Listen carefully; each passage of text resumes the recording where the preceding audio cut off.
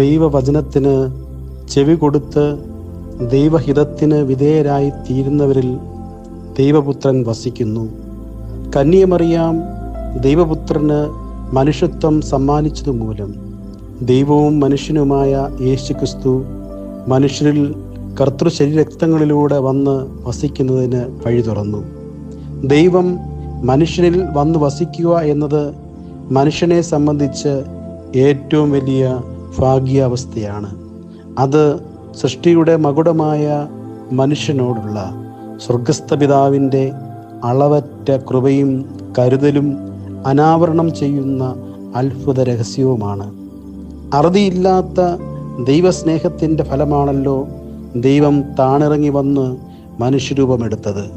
അത് സാധ്യമായത് ദൈവസൃഷ്ടിയുടെ ഭാഗമായ സൃഷ്ടിയിൽ ഒരുവളായ വിശുദ്ധ കന്യകമറിയാമിൻ്റെ അനുസരണവും സമർപ്പണവും മൂലമാണ്.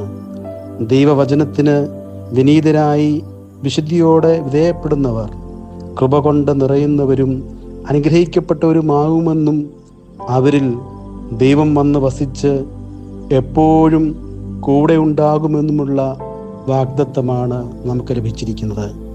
ഈ പരിശുദ്ധ നോമ്പിൽ അനുസരണ മനോഭാവത്തോടെയും വിശുദ്ധിയോടെയും വിനീതമായി ദൈവവചനത്തിന് കീഴ്പ്പെട്ട് ജീവിക്കുവാൻ പരിശുദ്ധ അമ്മയുടെ മധ്യസ്ഥത നമ്മെ സഹായിക്കട്ടെ.